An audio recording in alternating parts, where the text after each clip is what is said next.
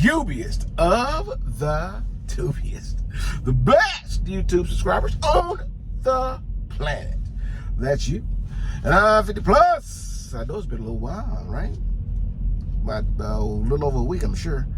I have a new student, and he really don't like to be on camera, so I don't post videos if my students don't want to. So that's how it works. Anyways, good dude. He's doing really well, So he'll be done, I believe next week.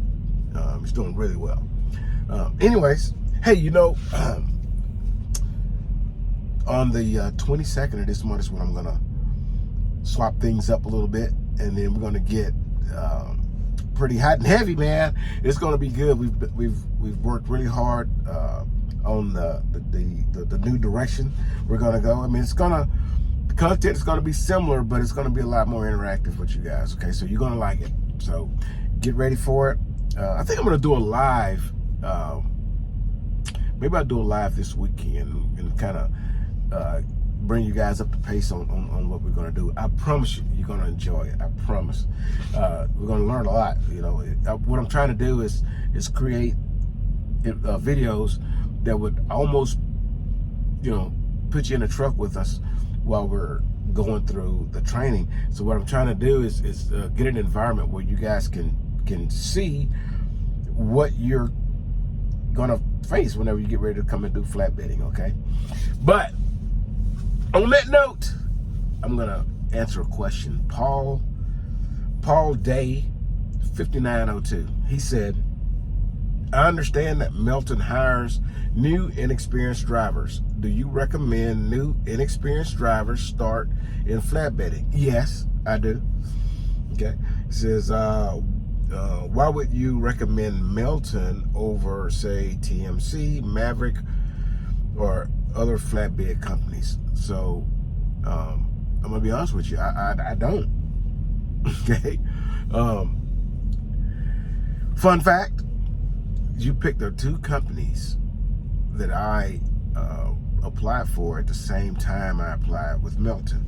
So that should tell you that I think highly of both those companies. Okay. I never heard back from, well, I won't say I never heard back from them, but Maverick didn't respond to me. And Melton responded like right away, in about less than 24 hours. Somebody was contacting me, and we had good conversation. And I was good with going with either one. And I told the lady that I was interested. I wanted to check on some things first, but that I was definitely interested. So what I did in the interim was call Maverick, and I finally got a recruiter online, and I asked her about the status of my application, and she said, oh, well, we don't hire in your area. That was it. It would have been nice to at least get an email response or something that says, we appreciate your application, but we don't hire in your area. Something. But to just not respond at all, kind of left a bad taste. But I still don't believe Maverick is a bad company. I don't, and I've never spoke to anyone who's had anything negative to say about them. Everybody that drive with them seemed to be happy. Same thing with TMC. I've never spoke to anyone who worked for TMC that had a negative experience. And even if they did, because I'm honest with you, I've always been honest with you guys, and I'm going to be straight up. If somebody told me they had a bad experience with them, I would take that with a grain of salt. I have people that tell me that they had a bad experience at Swift, and maybe they did, but you're not going to convince me that Swift is a bad company. They got they get a bad rap, from the industry, with drivers. But that company is Swift is absolutely not what everybody paints them to be. Okay, and if anybody asks me, and I'm telling you, I've been there, I worked there, I did very well. Okay, so you talking about from somebody with experience with Swift, and I'm telling you, that's not a bad company at all, at all. You know, and would I recommend somebody to go to? You want to do dry van and refrigerator, and you brand new? Hell yeah! Don't listen to the bull, man. It's like remember the Patriots was winning all the time. Everybody hated Tom Brady.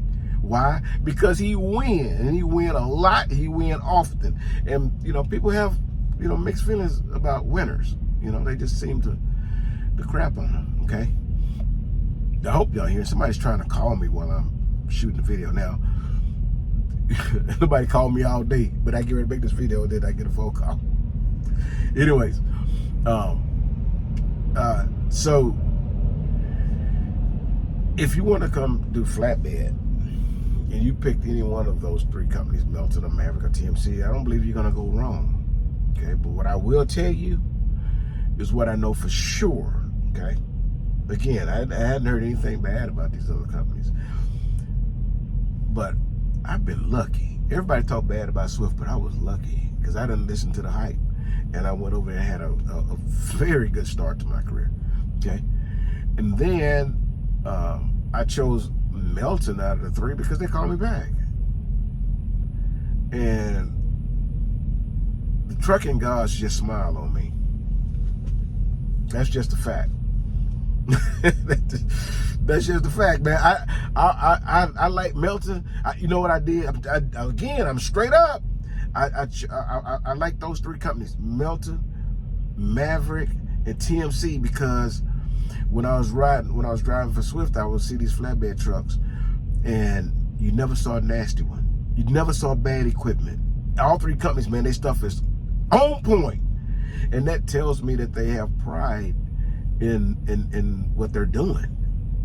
Okay, so that's why I chose either one of them three, and I'm gonna be happy with either one of them. And I just slipped and fell into a pot of goodness, and I ain't going anywhere. I'm gonna retire right here. If I'm driving for 10 more years, I'm gonna drive 10 more years with Melton. I ain't going anywhere. This place is it's hard to even explain it. I think this. I tell my students, I think the management of this company must be like a mix of Amish Mormon or something. I mean, everybody's always walking around all happy, and you say anything, and they just, yeah, what can we do for you? I'm like, goddamn, I just call you a nasty name. They go, oh yeah, no worries. I hope your day turns out better. I'm like, everybody is, 100% down with you. You know what I mean? That goes a long way, man, to be in an environment where the people care about you. It's a good feeling, and I've worked places, that in trucking industry, but I worked in companies where I just, I can't wait to get off work, man. I can't wait to leave that place. Made really, really, really, really good money, but just being there, waking up in the morning, I was just frustrated. I would go work somewhere for less money to have less stress, and be around a better group of people. But that's what I got here. These folks are just, from the tip top, these people are they're just really good people, man. And your equipment is going to be on point. They have the work, in trucking, there's this, there's times where freight is just, you can't haul enough of it. And then there's sometimes it's a little bit slower. And you ride those waves. That's just how it is, okay? But Melton's they got everything, man. They got the freight, they got the good people, and they got, fantastic equipment. And if you choose to come this way, you're not gonna regret it. Okay. And same with those others. I would love to see you in orientation here. I hope I get to meet you. I hope you decide that Melton is where you'd like to come. Either way, You know, I'm not gonna tell you that the other guys aren't a good choice, because I would be lying to you, and I'm not going to lie to you. All you're gonna do is, test it and find out that I done lied to you, and then I've got mud in my face. So why would I do that? I'm just gonna tell you straight up, brother. Either way you go, you're gonna be just fine, okay? But I can only speak from experience on 2 companies. Both of them, I'm gonna tell you straight up honest truth, okay?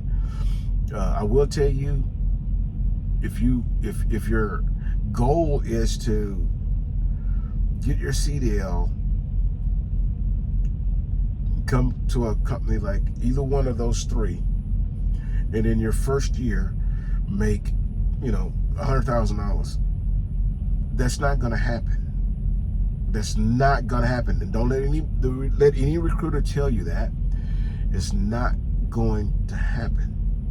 Okay, your first year, if you can do somewhere between 50 and 60,000, then you're on par. Okay, that's just the thing. It's the truth. Okay, now $50,000 to $60,000 a year, man, is higher than the national average. Okay, so you're actually doing better than the majority. All right.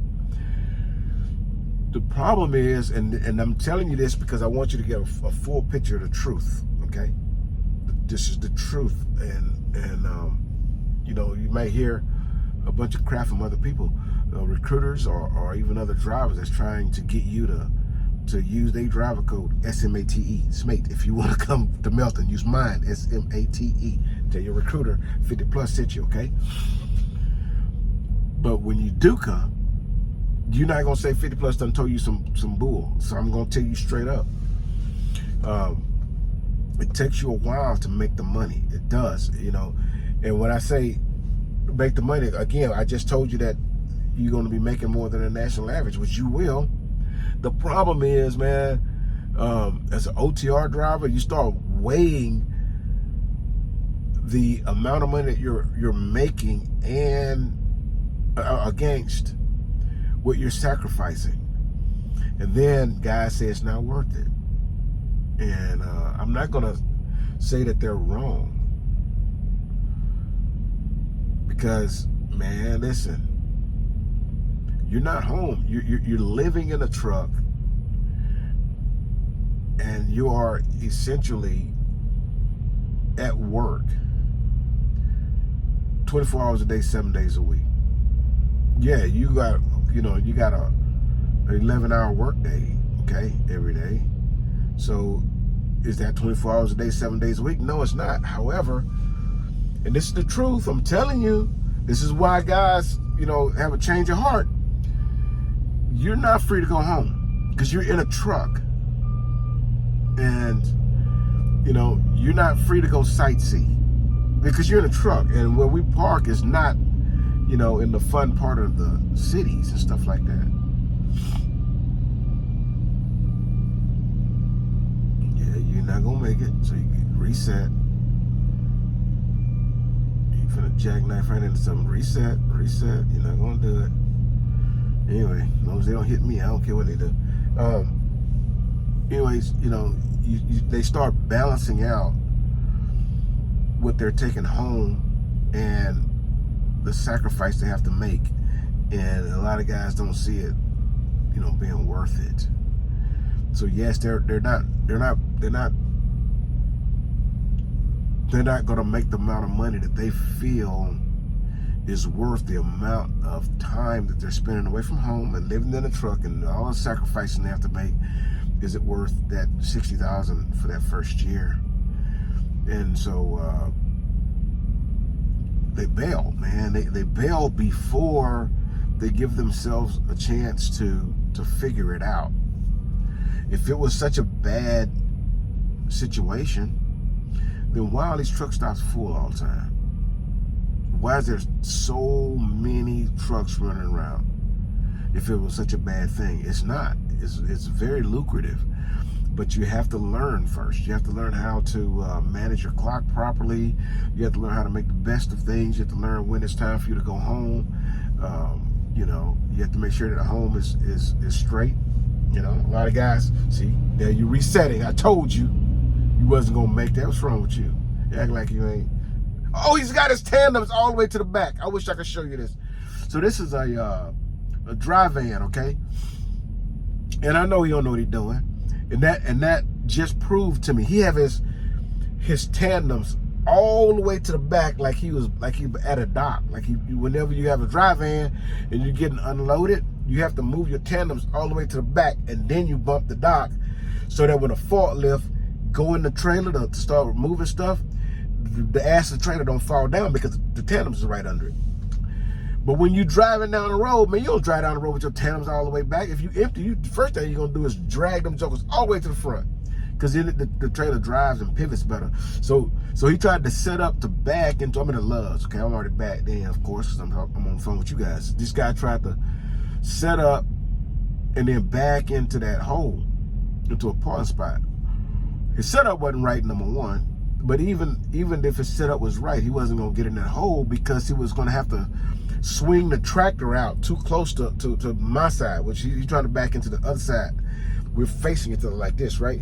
I'm on this side, he want to back in over here. So you got to be over here, and then when your tractor started swing like this when you go in, right? Because this guy was set up too much in the middle, his swing was gonna do like this, right? And not only that, the trailer won't pivot. He has to pivot too early because the tandems are too far back. Anyway, now he going over scale. He fixing to come back around and reset again with the tandems all the way back. Dude's stuck on crazy, but he, you know, when you're learning, man, you just, you know, I know he knew. I know he is, because it kind of reminds me of, you know, when I was brand new and everybody looking at me, I wonder how they know I was new. Same way I know this guy knew. Because new guys do obvious things that rookies do. Anyways, if you guys give yourself an opportunity to learn how to work your clock, learn how to make sure things are straight at home, learn how to communicate at home, learn how to not miss at home as much, you know, do what you need to do to make living on the road not so taxing on you. And you can hang in there for a while. After about the first year, man, you'll start getting it. You know, you start learning how to run. You'll start learning how. There's another guy with his tandems all the way back, the reefer guy, and he loaded.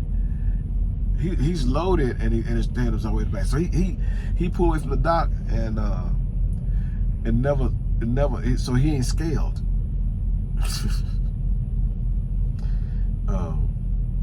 So the guy who was trying to back in, he found a pull through in front of the scale, so now he don't have to bag. Anyways, you know, whatever you do, bro, learn. Just give yourself time. Don't throw the towel in because you're having a rough start, because it's a new career for you. And if you just go ahead and hang in there, you're gonna make some money, bro. This industry, you do really well. I mean, there's a bunch of guys out here feeding their families, brother. You know, they ain't quitting. So they obviously making them dollars, and you can make them, but you got to give yourself time. And so no matter whichever company you go with, man, I hope that you give them an opportunity to help you grow in this industry. If this is what you want to do, don't be discouraged. You're gonna make the money, but it ain't gonna come to you tomorrow. Okay? Just you know, just give yourself time, give yourself an opportunity. Now this other guy got his tandems right, set up right, he pulled right into the same spot, no problem. See what happened when you give yourself time? I wish I could have showed y'all that. I hope you got something out of this. And I'm gonna try to do a live maybe this weekend. I'm gonna talk to you guys and let you know what we got going on. And I'm really excited about it. You guys are gonna love it. I got 1, 2, 3, 4. Oh, I gotta count them. Shit, I got 6 cameras in this truck. 6 GoPros.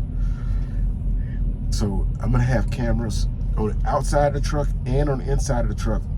And when I'm instructing, I can record it all, and then I'm gonna make videos, and all the videos will have me teaching my students, and it'll be just like you were in the truck with me, and you'll get a little bit of the reality of what it's like to learn how to do this job and what it's like here at Melton. Okay, so I appreciate your time. 20 minutes of me rambling, running my mouth.